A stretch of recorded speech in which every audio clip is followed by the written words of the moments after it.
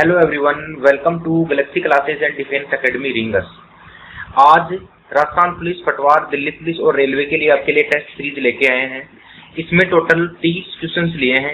इन 30 questions में कुछ questions science के हैं, कुछ क्वेश्चंस कंप्यूटर के हैं, कुछ क्वेश्चंस ज्योग्राफी के हैं, कुछ क्वेश्चंस हिस्ट्री के हैं, कुछ क्वेश्चंस कला एवं संस्कृति के हैं। टोटल 30 क्वेश्चंस सारे मैंने एनसीईआरटी से लिए हैं। तो यहाँ पर तुम्हारा एक लेवल टेस्ट हो जाएगा। ये जो है ना, ये टेस्ट वास्तव में तुम्हारे एक लेवल के टेस्ट स्क्रीनिंग के लिए है कि इतने दिनों में तुमने जो पढ़ाई की है ना, उसका क्या रिजल्ट है। तो एक एक क्वेश्चन का आंसर बिल्कुल सटीक तरीके से देना, सोच समझ कर देना। मैं भले ही आपके सामने 20-25 सेकंड आपको एक्स्ट्रा प्रोवाइड करा दूंगा, ठीक है ना। तो पहला क्वेश्चन तैयार करते हैं अपने सामने। शरीर का वह भाग जहाँ पोलियो वायरस वृद्धि एवं गुणन करता है। शरीर का वह भाग जहाँ पर पोलियो वायरस, ये देख लिया करो कि क्वेश्चन में किससे संबंधित एग्जामिनर ने बातचीत करनी चाहिए। पोलियो वायरस, तो बस अब बता दो कि यह कहां पर गुणन करता है।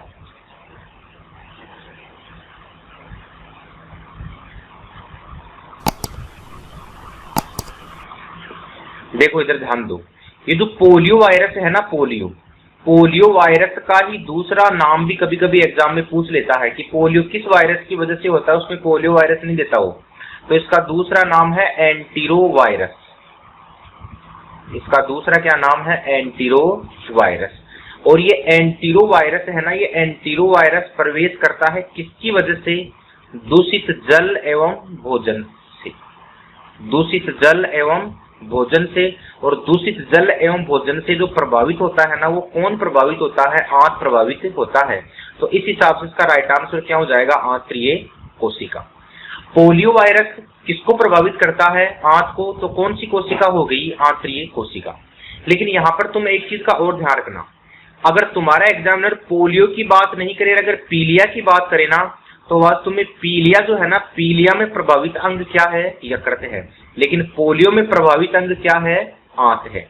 ठीक है, दोनों अलग अलग है, पोलियो और पीलिया, एक मत मिलाना इनको। अगला देखो, प्रकाश सीधी रेखा में चलता प्रतीत होता है क्योंकि, फटाफट कमेंट करके बताओ। देखिए, प्रकाश सीधी रेखा में चलता हुआ प्रतीत होता है। छोटे कणों से बना होता है, प्रकाश का वेग अधिक होता है, प्रकाश की तरंगदैर्घ्य बहुत छोटी होती है, प्रकाश अपने चारों ओर से परावर्तित होता है।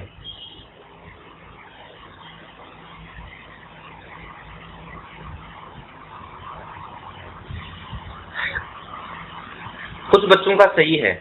प्रकाश के सीधी रेखा में गमन करने के पीछे प्रमुख दो कारण हैं, दोनों को ध्यान से समझना।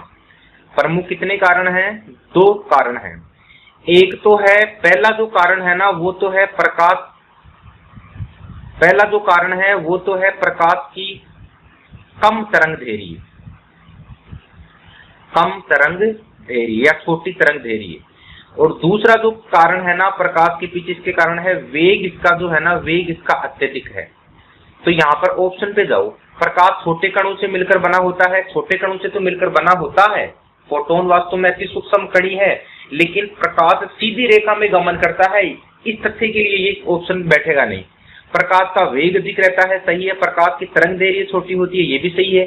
चारों ओर से परावर्तित होता है, ये भी बिल्कुल गलत है। अब दोनों ऑप्शन में सबसे पहले वरीयता दी जाएगी कम तरंगदैर्घ्य वाले की, ये इंपॉर्टेंट है, ठीक है ना। तो यहाँ पर वेग अधिक है, इसको 2 नंबर पर अपन रखेंगे।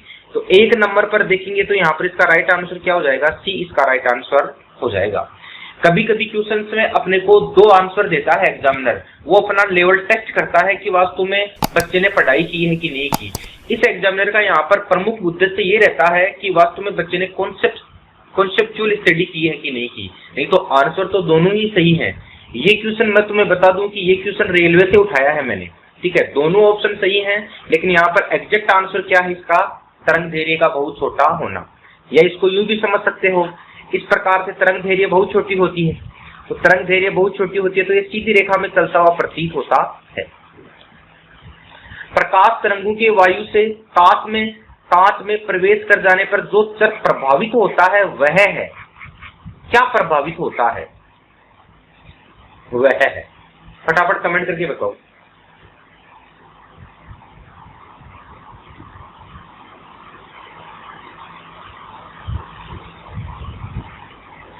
कौन सा स्तर प्रभावित होता है? देखो, ये तीन चीजें होती हैं। एक तो होती है तरंग धैर्य, ठीक है, एक होती है आवर्ती, और एक होता है वेग, ठीक है ना।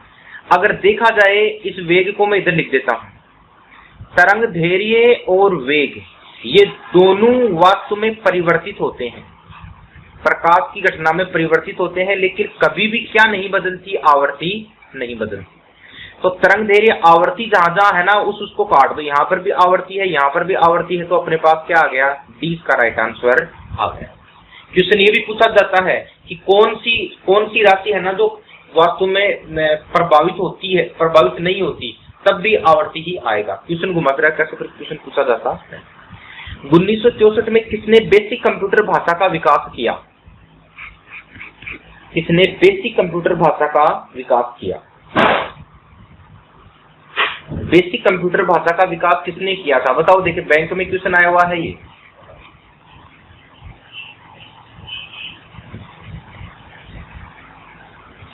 बेसिक कंप्यूटर भाषा का विकास किया था जॉन जी केमी ने। बेसिक कंप्यूटर भाषा का विकास किसने किया था? जॉन जी केमी ने। निकोलस बर्थ है ना, निकोलस, इसने एक भाषा बनाई थी जिस भाषा का नाम था पास्कल। पास्कल भाषा का आविष्कार किसने किया था? निकोलस बर्थ ने। और प्रथम बेसिक कंप्यूटर भाषा किसने समझाई थी? केमी ने। अगला देखो, पास्कल क्या है? कंप्यूटर की एक भाषा, कंप्यूटर की इकाई, कंप्यूटर का ऑपरेटिंग सिस्टम या कंप्यूटर का एक प्रकार।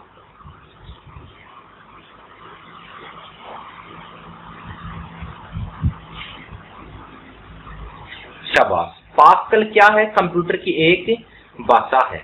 और पास्कल है ना, ये 1970 में विकसित हुई थी। ये भी क्वेश्चन पूछा जा चुका है कि पास्कल भाषा का आविष्कार किस वर्ष हुआ था? 1970 में विकसित हुई थी। किसके द्वारा? निकोलस बर्थ के द्वारा। इसको किसने आविष्कारित किया था? निकोलस बर्थ ने इसको आविष्कारित किया था। और अगर तुम्हें पूछे कि किस वास्तव में यह किस तकनीक पर काम करती है, यह भी इंपॉर्टेंट क्वेश्चन है। यह किस तकनीक पर काम करती है? तो यह जिस तकनीक पर काम करती है ना, उस तकनीक का नाम है एसपीटी, ठीक है ना। एसपीटी तकनीक पर निम्नलिखित में से कौन सी भाषा काम करती है? तो पास्कल आता है। एस का मतलब है यहाँ पर स्ट्रक्चर, पी का मतलब है यहाँ पर प्रोग्रामिंग, स्ट्रक्चर प्रोग्रामिंग, और टी का मतलब है यहाँ पर टेक्निक, स्ट्रक्चर प्रोग्रामिंग टेक्निक, ठीक है ना। ये इंपॉर्टेंट क्वेश्चन है। अगला देखो, प्रोग्रामिंग हेतु विकसित की गई सर्वप्रथम भाषा कौन सी है? फटाफट कमेंट करके बता दो। प्रोग्रामिंग हेतु विकसित की गई सर्वप्रथम भाषा कौन सी है?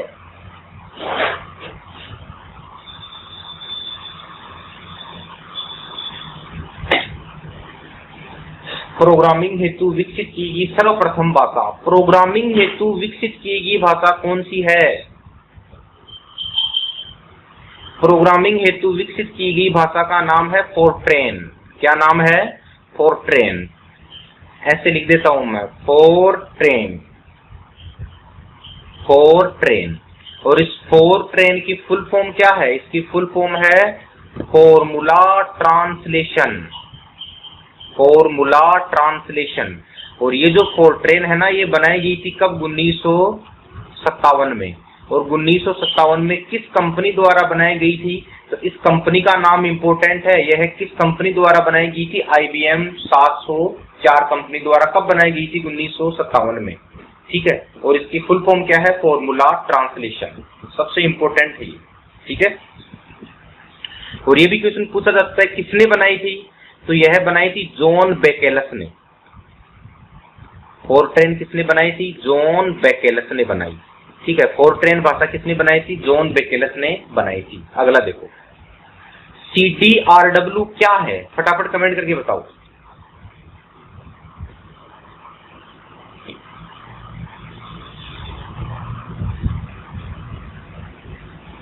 CDRW क्या है? देखो, CD का मतलब होता है कॉम्पैक्ट, C का मतलब होता है, D का मतलब होता है डिस्क, और फिर R का मतलब होता है रीराइटेबल, रीराइटेबल। तो देख लो यहाँ पर, ये तो नहीं हो सकता, ये भी नहीं है, ये भी नहीं है, तो ऑप्शन क्या हो जाएगा? डी हो जाएगा। CD-ROM अलग चीज होती है, CD रोम अलग चीज होती है, ये तो होती है compact disc read only memory, लेकिन CD रीराइटेबल CD RW बोला जाता है। अगला देखो, वर्षा की बूंदे गोलाकार आकृति का प्रमुख कारण क्या है? फटाफट कमेंट करके बताओ। इजी सा क्वेश्चन है, वेरी इजी क्वेश्चन। वर्षा की बूंदे गोलाकार होने के पीछे प्रमुख कारण क्या है?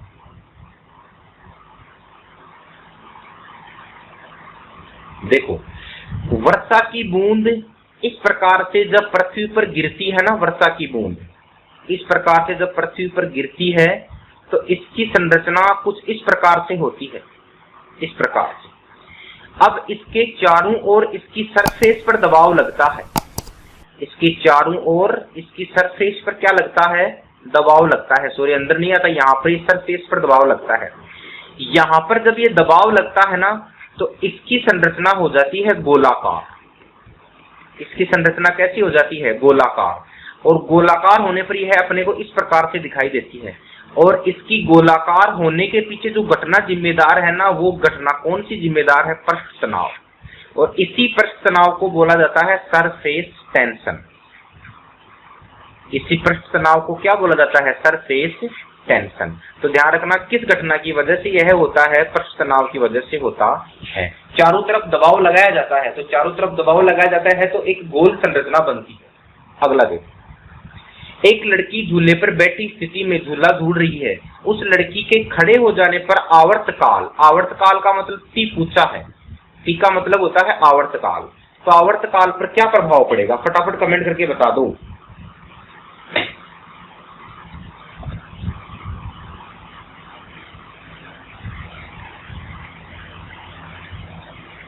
देखो, ऐसा जो क्वेश्चन है ना, इस क्वेश्चन का एक फॉर्मूला होता है। आवर्तकाल बराबर क्या होता है? आवर्तकाल बराबर होता है 2 pi under root L upon G। ये फॉर्मूला तुम्हें फिट रखना पड़ेगा। यहाँ पर इस T का मतलब होता है उसका आवर्तकाल, टाइम पीरियड, ठीक है। L का मतलब होता है लंबाई, क्या मतलब होता है? लंबाई। और G का मतलब होता है गुरुत्वीय त्वरण। तो देखो, इस प्रकार से ये झूला है, ये झूला है, और ये यहाँ पर मान लो ये रस्सी है, ये रस्सी है, और ये लड़की यहाँ पर बैठी हुई है, ठीक है। लेकिन ये लड़की बैठी हुई है, लेकिन ये लड़की अब की बार यहाँ पर खड़ी हो गई, ठीक है। तो खड़ी होने पर मुझे एक चीज बताओ, लंबाई बढ़ेगी कि नहीं बढ़ेगी? ठीक है, खड़ी होने पर, सॉरी, खड़ी होने पर ये जो गुरुत्व केंद्र है ना यहाँ पर, तो इसकी लंबाई कम होगी, और लंबाई कम होगी तो आवर्तकाल भी कम हो जाएगा, ठीक है ना। क्योंकि अगर देखा जाए तो इसके यह समानुपाती तो है, तो जब लंबाई कम हुई तो आवर्तकाल भी कम हो, तो आंसर क्या हो जाएगा? कम हो जाएगा, ठीक। मुस्लिम लीग की स्थापना 1906 में हुई थी, कहां पर हुई थी? फटाफट कमेंट करके बताओ। मुस्लिम लीग की स्थापना,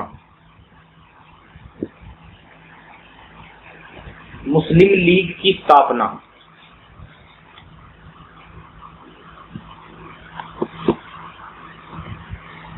शाबाश, कहां पर हुई थी? ढाका में। कब स्थापना हुई थी? 30 दिसंबर 1906 में, ठीक है ना। कहां पर हुई थी स्थापना? ढाका में। अगला देखो, ऐसा नृत्य जिसमें नृत्यांगना द्वारा नंगे पांव होकर नंगी तलवारों, कांच के टुकड़ों पर अन्य धार वस्तुओं पर नाच कर दिखाते हैं, वह क्या कहलाता है? फटाफट कमेंट करके बताओ। देखिए,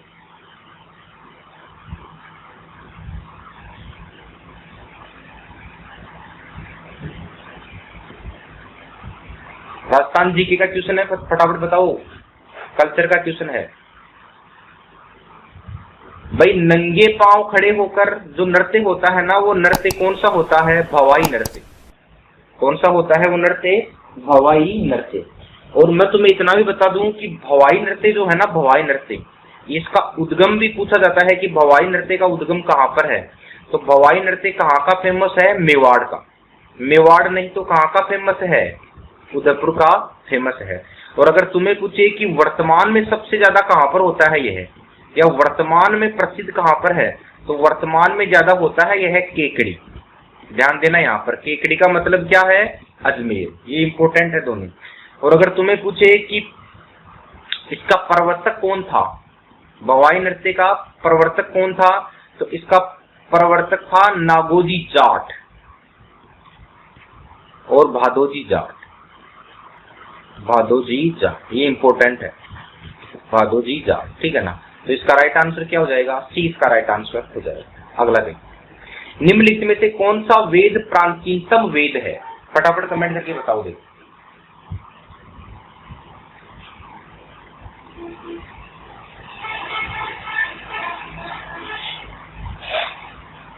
निम्नलिखित में से कौन सा वेद प्राचीनतम वेद है? शाबाश, इसका राइट आंसर क्या हो जाएगा? ऋग्वेद। सबसे प्राचीनतम वेद कौन सा है? ऋग्वेद। सामवेद के लिए अगर तुम्हें पूछे ना सामवेद से संबंधित, तो अगर तुम्हारा एग्जामिनर पूछे कि भारतीय संगीत का जनक, भारतीय किसका जनक? संगीत का जनक।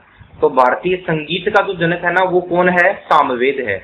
और ऋग्वेद के बारे में मैं तुम्हें बता दूं कि ऋग्वेद में कुल जो है ना कुल 10 मंडल हैं। कितने मंडल हैं? 10 मंडल हैं।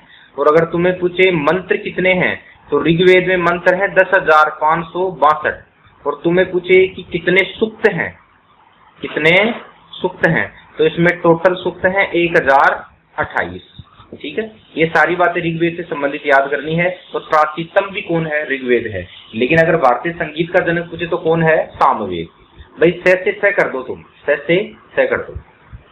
व्यक्तिगत सत्याग्रह आंदोलन के लिए प्रथम सत्याग्रही कौन चुना गया? बताओ। देखिए, प्रथम सत्याग्रही इंपोर्टेंट क्वेश्चन है।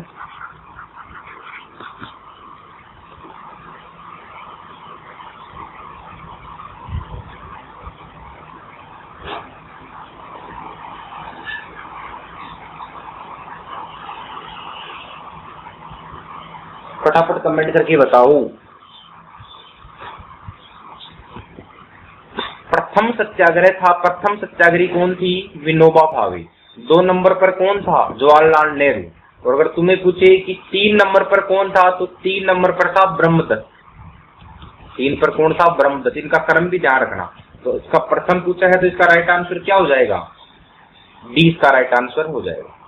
यदि पृथ्वी का गुरुत्वाकर्षण बल अचानक लुप्त हो जाए तो निम्न में से कौन सा परिणाम नहीं होगा? वेरी इंपॉर्टेंट क्वेश्चन है ये।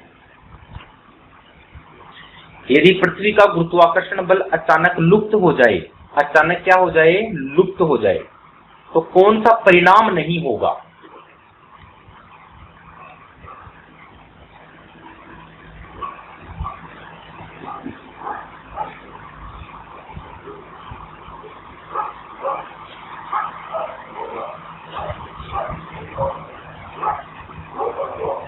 कौन सा परिणाम नहीं होगा? ध्यान देना इधर। गुरुत्वाकर्षण बल की बात की है और यहाँ पर सारे ऑप्शन में देखो भार और द्रव्यमान को लेकर पूछा गया है क्वेश्चन। द्रव्यमान रहा, भार रहा, सारे ऑप्शन द्रव्यमान और भार को लेकर है। तो मैं तुम्हें बता दूं कि जी समानुपाती होता है भार, जी समानुपाती होता है भार, लेकिन जी का कहीं पर भी कोई भी संबंध किससे नहीं है? द्रव्यमान से नहीं है। अर्थात गुरुत्वाकर्षण बल का संबंध केवल भार से है, गुरुत्वाकर्षण बल का दूर दूर से भी संबंध वास्तव में द्रव्यमान से नहीं है। तो पहला ऑप्शन क्या है? वस्तु का भार शून्य हो जाएगा, द्रव्यमान वही रहेगा। वस्तु का द्रव्यमान शून्य हो जाएगा, द्रव्यमान का तो संबंध है ही नहीं। वस्तु का भार व द्रव्यमान दोनों शून्य, नहीं द्रव्यमान का तो कोई संबंध है ही नहीं, वस्तु का द्रव्यमान बढ़ जाएगा नहीं। तो इसका राइट आंसर क्या निकल जाएगा? इसका राइट आंसर निकल जाएगा। जी समानुपाती क्या होता है? भार होता है। अगर किसी भी स्थान पर अगर जी बढ़ेगा तो उस स्थान का भार भी बढ़ेगा, लेकिन वास्तव में द्रव्यमान पर कोई फर्क नहीं पड़ेगा। कथोड़ी जाति के द्वारा आयोजित किया जाने वाला नृत्य है। फटाफट कमेंट करके बताओ। कथोड़ी जाति के द्वारा,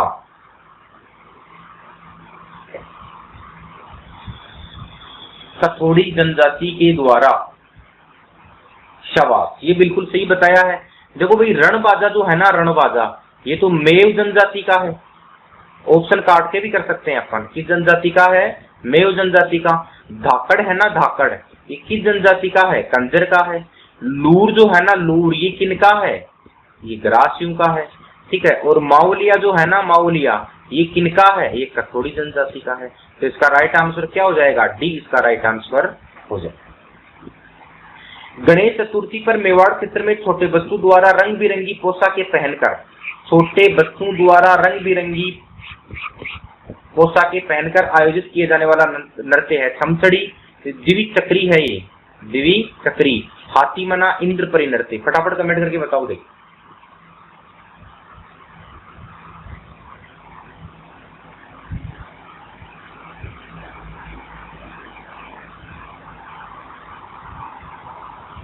शाबाश, ये बिल्कुल सही बताया है। इसका आंसर क्या हो जाएगा? ए इसका राइट आंसर हो जाएगा, ठीक है ना। वास्तु में किस गणेश चतुर्थी पर छोटे बच्चों द्वारा रंग बिरंगी पोशाकें पहनकर छमछड़ी, रंग बिरंगी पोशाकों का वास्तु में छमछड़ी नाम पड़ा है। अगला देखो, बारूद नृत्य किस वर्ष प्रतिबंधित किया गया था? इंपोर्टेंट क्वेश्चन है ये। बारूद नृत्य किस वर्ष प्रतिबंधित किया गया था?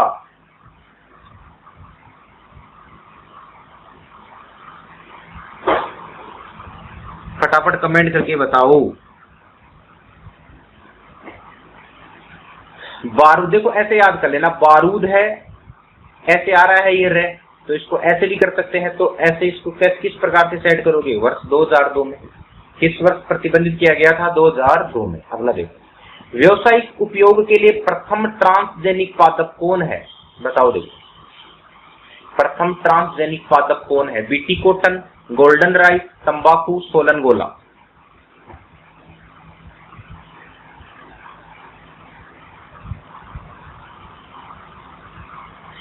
प्रथम ट्रांसजेनिक पादप है तंबाकू, प्रथम ट्रांसजेनिक पादप है तंबाकू।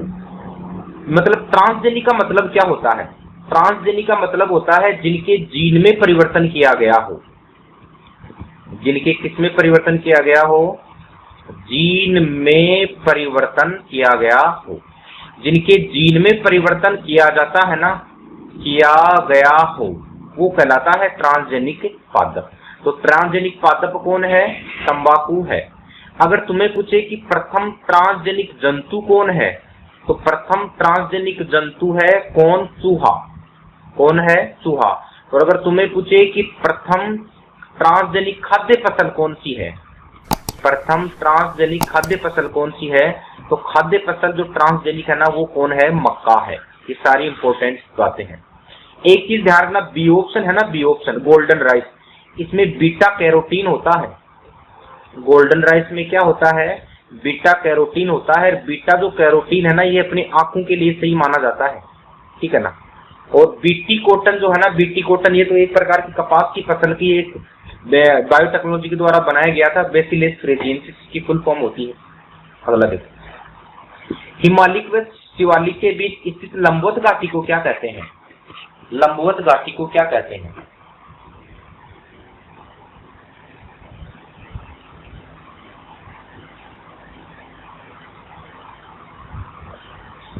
कुछ बच्चों का सही है, हिमालय व शिवालिक के बीच लंबवत घाटी कहलाती है दून। क्या कहलाती है? दून। करेवा क्या है? करेवा तो एक प्रकार की चिकनी मिट्टी है।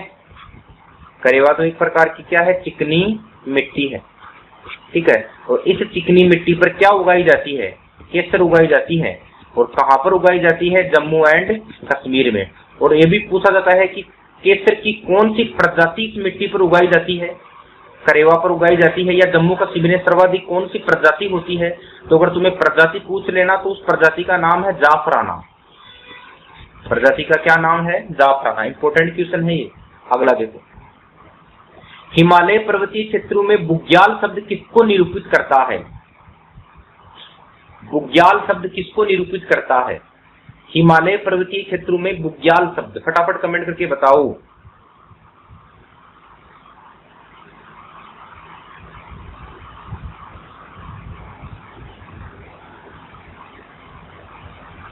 ध्यान देना, गहराई व चौड़ी घाटियों को, ऊंचे पर्वतीय क्षेत्रों में रहने वाले लोगों को, ऊंचाई पर स्थित घास के जो मैदान है ना, ऊंचाई पर स्थित घास के मैदान, उनको क्या कहते हैं?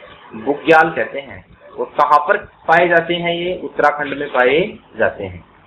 उत्तराखंड में पाए जाते हैं। अगला देखो, निम्न में से कौन पितृहंता नहीं है? इंपोर्टेंट क्वेश्चन है, राजस्थान जीके का क्वेश्चन है। फटाफट कमेंट करके बता दो, निम्न में से कौन पितृहंता नहीं है?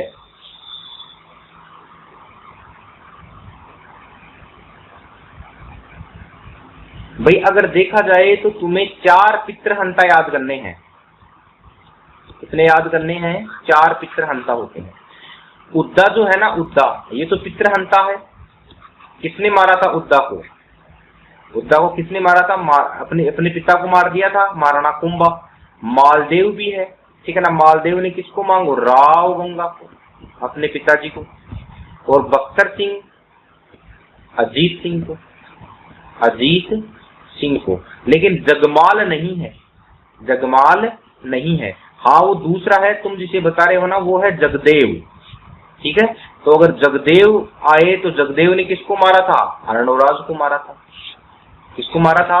अर्णोराज को मारा था। तो 4 याद करने हैं, जगमाल नहीं है, वो जगदेव है, ठीक है ना, जिसने किसको मारा था? अर्णोराज को मारा था। राजस्थान के एकीकरण के समय प्रथम चरण का नाम मत्स्य संघ किस स्थान पर कर दिया गया? फटाफट कमेंट करके बताओ। प्रथम चरण का नाम मत्स्य संघ,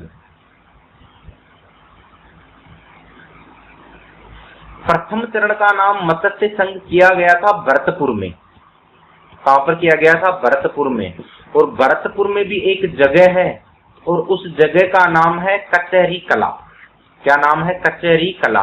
दोनों ऑप्शन में हो जाए तो इंपोर्टेंट कौन रहेगा? कचहरी कला। जिला पूछे तो क्या करोगे? भरतपुर। लेकिन यहाँ पर दोनों है तो यहाँ पर आंसर क्या कर देंगे अपन? कचहरी कला। अगर जिला पूछे तो भरतपुर। तो यहाँ पर वैसे भी जिला नहीं पूछा, यहाँ पर क्या किया गया है? स्थान। राजस्थान चरण साहित्य एवं ऐतिहासिक सर्वे नामक पुस्तक के लेखक कौन है? फटाफट कमेंट करके बता दो, इजी सा क्वेश्चन है। राजस्थानी चरण साहित्य एवं ऐतिहासिक सर्वे,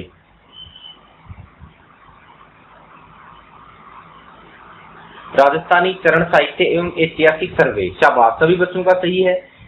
कौन है? Doctor A.L. Tessitori, doctor A.L. Tessitori. अच्छा एक बात बताओ, ये कहाँ के रहने वाले थे? इटली के रहने वाले थे। ये कहाँ के रहने वाले थे? इटली के रहने वाले थे। और इनसे संबंधित तुम्हें 2 जिले याद करने हैं।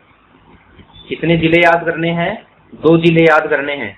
एक तो याद करना है तुम्हें जोधपुर, थोड़ा सा समझ लेना। एक तो क्या याद करना है? जोधपुर। और एक याद करना है तुम्हें बीकानेर। 2 जिले बिल्कुल याद करने हैं। जोधपुर तो इसीलिए याद करना है क्योंकि प्रथम आगमन जो है ना, टेस्टी टोरी साहब का प्रथम आगमन कहाँ पर हुआ था? जोधपुर में। और ये जो है ना, यहाँ पर इनकी क्या हुई थी? मृत्यु हुई थी। या क्वेश्चन ये भी आ सकता है कि टेस्टी टोरी की कर्म भूमि किस जिले को माना जाता है? तो किस जिले को माना जाता है? बीकानेर। बीकानेर इंपोर्टेंट है, ध्यान रखना। मृत्यु और कर्म भूमि बीकानेर। और प्रथम आगमन क्या करोगे? जोधपुर। अगला दिन किस स्थान से अशोककालीन शिलालेख मिले हैं जिससे अशोक ने अपने आप को बौद्ध धर्म के प्रति निष्ठावान किया है? बौद्ध धर्म के प्रति निष्ठावान किया है।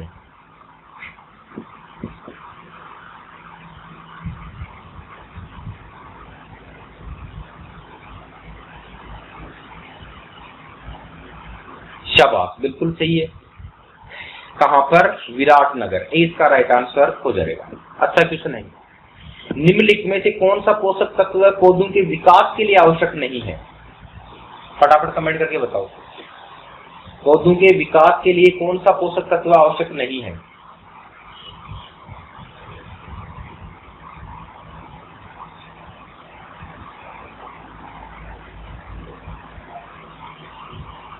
शाबाश, कुछ बच्चों का सही है। इसका राइट आंसर हो जाएगा सोडियम। सोडियम की कोई आवश्यकता नहीं होती। पौधों के विकास के लिए लगभग 17 तत्वों की आवश्यकता होती है। 17 तत्वों की क्या होती है? आवश्यकता होती है। ये क्वेश्चन भी पूछा जा चुका है। अब इन 17 तत्वों में कुछ तो है मुख्य पोषक तत्व और कुछ है सूक्ष्म पोषक तत्व। तो मुख्य में तुम्हें याद करना है NPK, नाइट्रोजन, फास्फोरस और पोटेशियम। और सूक्ष्म में तुम्हें करना है बोरोन, निकिल वगैरह, ये सारे करने हैं, ठीक है। 17 पोषक तत्वों की टोटल आवश्यकता होती है। निम्न में से कौन सा सही सुमेलित नहीं है? बताओ, देखिए कमेंट करके। इंपॉर्टेंट क्वेश्चन है ये। निम्न में से कौन सा सही सुमेलित नहीं है?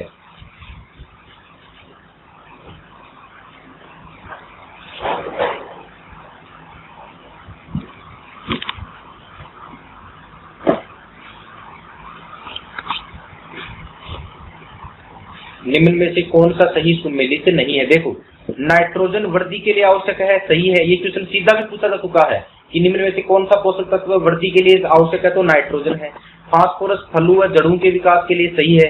पोटेशियम पर्णहरित का घटक नहीं सर, पर्णहरित का घटक तो मैग्नीशियम है, ठीक है ना। और पोटेशियम काम आता है रोग प्रतिरोधक क्षमता को बढ़ाने के लिए। पोटेशियम किसमें काम आता है? रोग प्रतिरोधक क्षमता को क्या करने के लिए? बढ़ाने के लिए, ध्यान रखना। और बोरोन आता है शर्करा स्थानांतरण में सहायक। तो इसका राइट आंसर क्या हो जाएगा? सी इसका राइट आंसर हो जाएगा। अगला क्वेश्चन, वर्तमान में कौन से तत्वों की पौधों की पोषकता के लिए आवश्यक पोषक तत्वों को वर्तमान में किसे शामिल किया गया है? वर्तमान में किसे शामिल किया गया है? Very important. वर्तमान में किसे शामिल किया गया है? वर्तमान में किया गया है बोरोन को, ठीक है ना। पहले टोटल 16 थे, एक और जुड़ा तो टोटल कितने हो गए? 17। और 17वां कौन सा है? बोरोन, जो शर्करा स्थानांतरण में सहायक होता है। ये इंपॉर्टेंट क्वेश्चन है, ध्यान रखना। निम्नलिखित में से कौन सा पदार्थ पौधों के लिए सूक्ष्म पोषक तत्व है? कौन सा पदार्थ पौधों के लिए सूक्ष्म पोषक तत्व है? भाई टोटल 17 पोषक तत्व हैं। कितने हैं? 17 हैं। इनमें 2 कैटेगरीज मैंने तुम्हें बताई, एक तो मुख्य और एक आपकी आ जाएगी सूक्ष्म। सूक्ष्म को सहायक भी बोला जाता है। तो मुख्य में मैंने तुम्हें बताया कि NPK, ठीक है ना। और देखा जाए तो इसमें सूक्ष्म में मैंने तुम्हें बताया बोरोन और निकेल। तो यहाँ पर सूक्ष्म में बोरोन आपको पड़ गया तो बोरोन कर देना यहाँ पर। तो नाइट्रोजन है, कार्बन, ऑक्सीजन, ये NPK, C वगैरह, कार्बन वगैरह, ये सारे मुख्य ही हैं, ध्यान रखना। प्रकाश संश्लेषण की प्रक्रिया का प्रथम चरण क्या है? फटाफट कमेंट करके बता दो।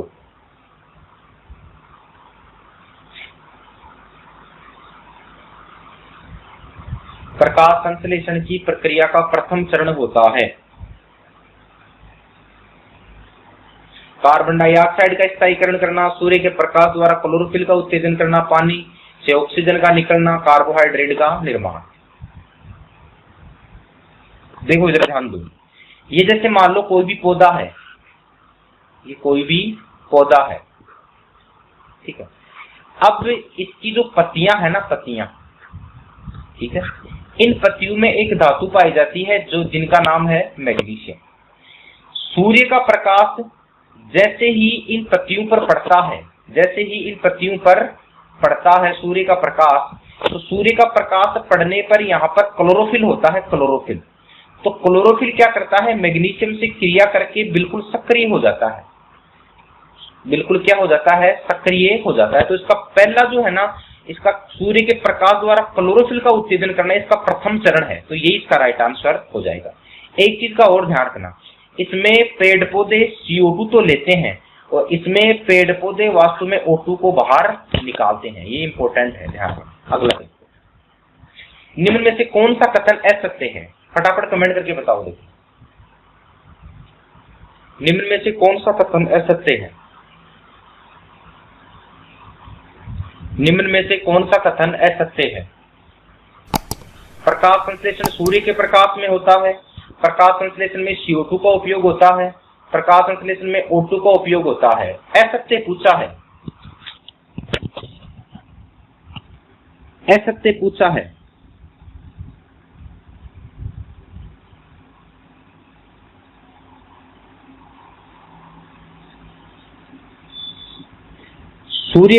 सूर्य के प्रकाश में होता है, सही है। CO2 का उपयोग होता है, O2 का उपयोग नहीं होता। तो इसमें असत्य कौन सा हो जाएगा? सी इसमें सत्य हो जाएगा।